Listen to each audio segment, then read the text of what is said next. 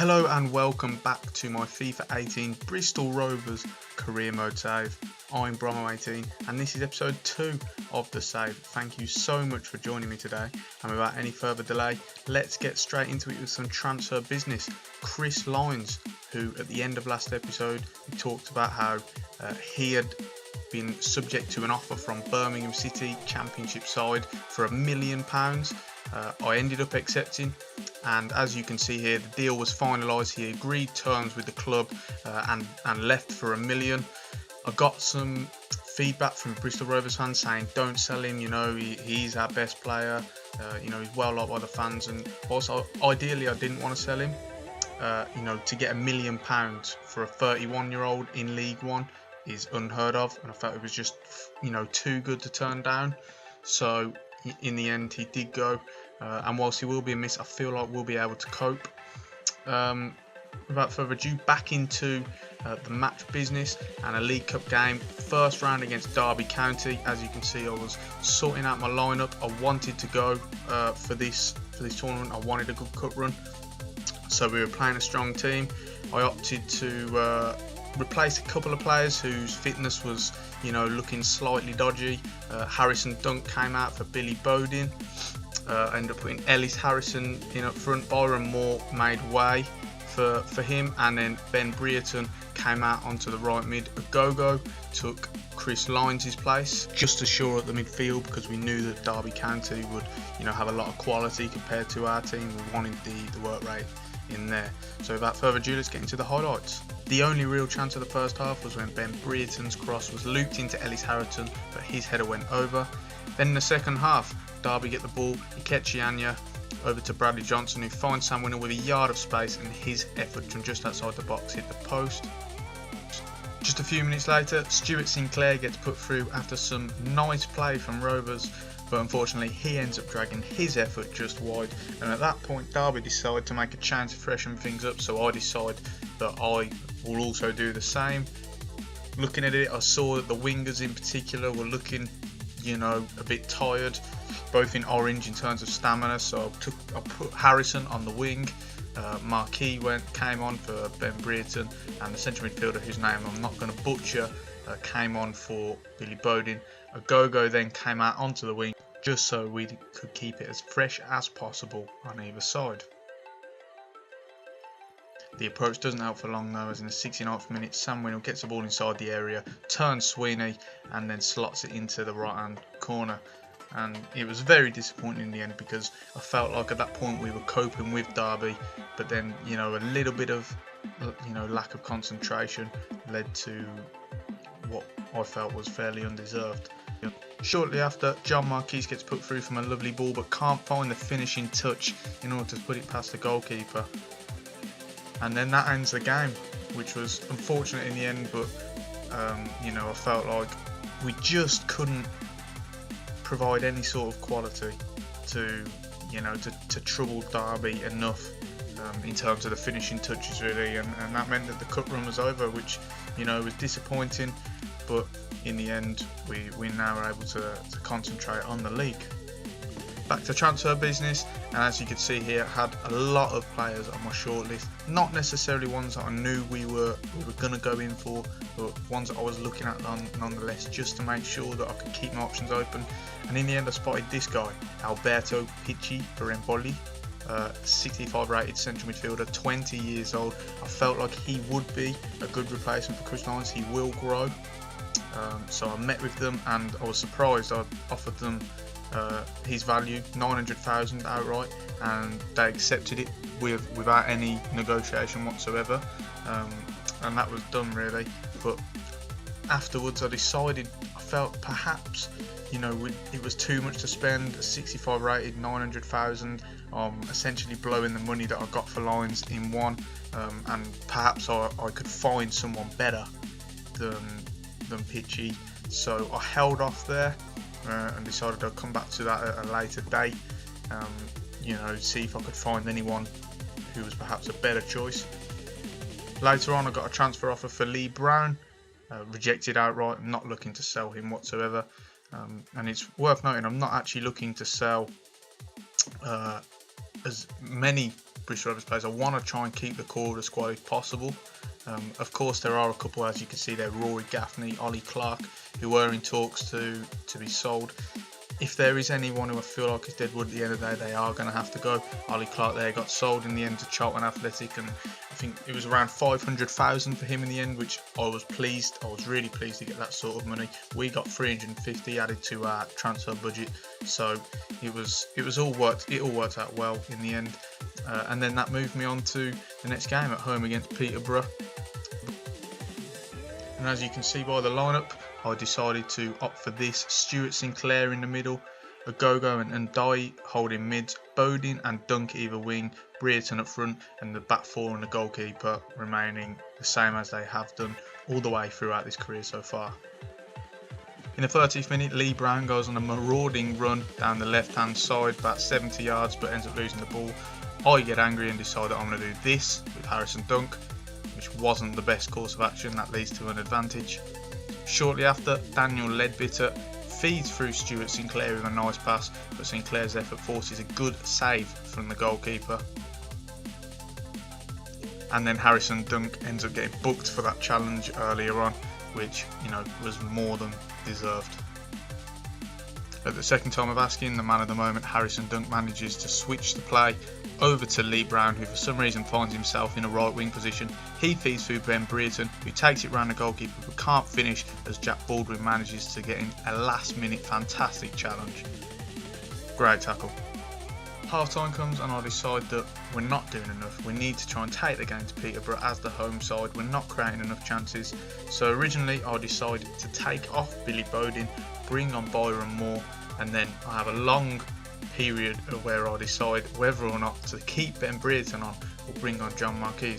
I opt to keep Brereton on and decided that's what I'm going to go with. Then suddenly I do have a change of heart and decide I'm going to change the formation totally. We're going to go 4-4-2. Stuart Sinclair moves out onto the left hand side for Harrison Dunk, who originally I put back into the number 10 role, but then I moved the number 10 role up to up front, decide we're going to go for a 4-4-2. We really need to take the game to them, and instead of keeping Dunk up front, I opt that I'm going to have both John Marquis and Ben Brereton up front. And then, as you can see shortly that follows, John Marquis then adopts more of a target man role because he's quite physical, and that was one of the reasons we brought him in. And Ben Brereton, with his pace, I wanted to get in behind the defence. The changes look to have paid off, as in the 70th minute, Ben Brereton gets sent through, crosses with his left foot, and Byron Moore, the substitute, is there from the right wing to produce a bullet header and send Bristol Rovers 1-0 up. And that is his first goal of the league campaign, and it is a great way to get his scoring campaign underway.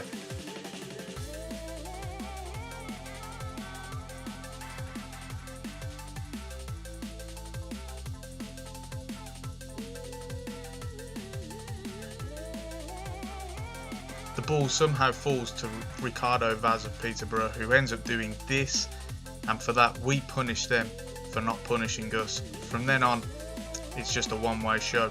John Marquis gets sent through and gets his scoring campaign underway for the season as well, with a lovely bullet finish in the 79th minute. And that was really pleasing to see, because we signed him for 700,000, and so there was a lot of pressure on his shoulders. I was, expecting him for that sort of money to get underway fairly early, and he didn't disappoint. A nice finish, and hopefully there's many more to come of that sort of thing.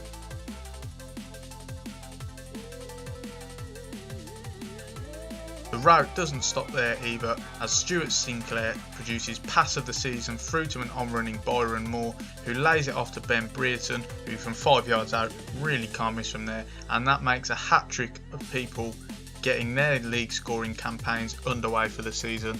New signing Ben Brereton on loan for a 2-year deal from Nottingham Forest, I've been really pleased with him so far. He's really been producing performances, even though obviously he hasn't scored in the previous 2 games. He's been really impressive, and hopefully there's a lot more of that to come.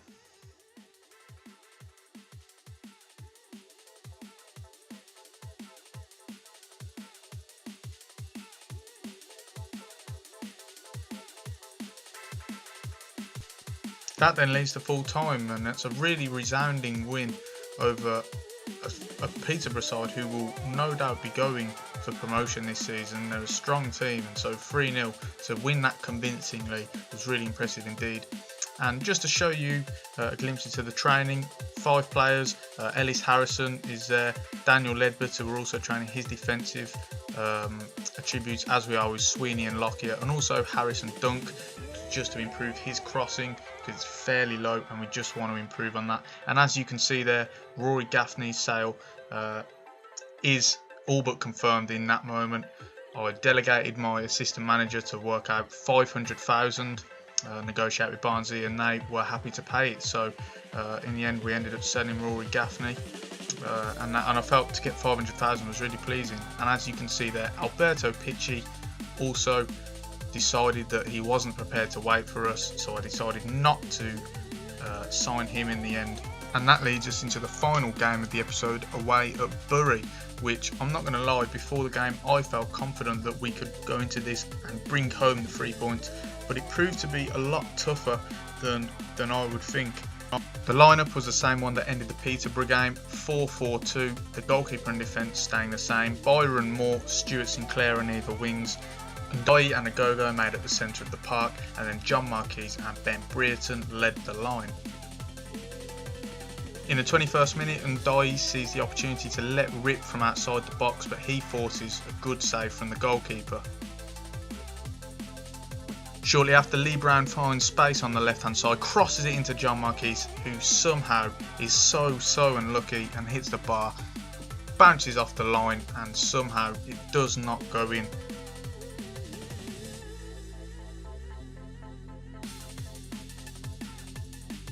However, we earn our look back with the resulting corner. Lee Brown has been taking my set pieces, crosses it in, it's nodded back across goal from the defender and then goes in, and for some reason I thought that John Marquis was going to get this goal, but then it starts signalling that Lee Brown is the goal scorer, so I thought that was weird.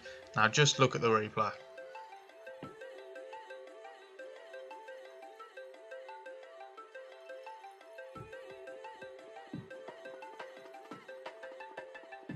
Quality header from the Bury defender gives Bristol Rovers a 1-0 lead. Late on in the half, Ndai finds lots of space to run, keeps going, looks for Stuart Sinclair on the left hand side, who forces another great save from the goalkeeper. Late on in the first half, Lee Brown's corner leads to a spectacular header from Ben Brereton and another spectacular save from the Bury goalkeeper. And despite Stuart Sinclair's desperate efforts to grab hold of this ball before the half-time whistle, he doesn't make it in time, and the ref blows for half-time.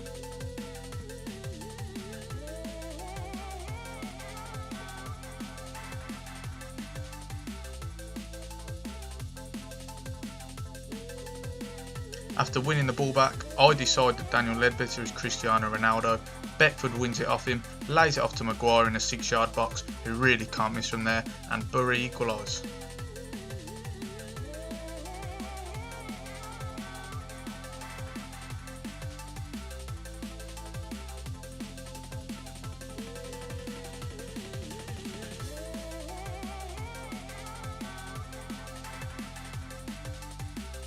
For the first and only time this season, we see Ndai get turned inside out by Scarts, who lobs the ball into Beckford, who's really unlucky with his header, and at that point I decide that enough is enough and we need to change it around.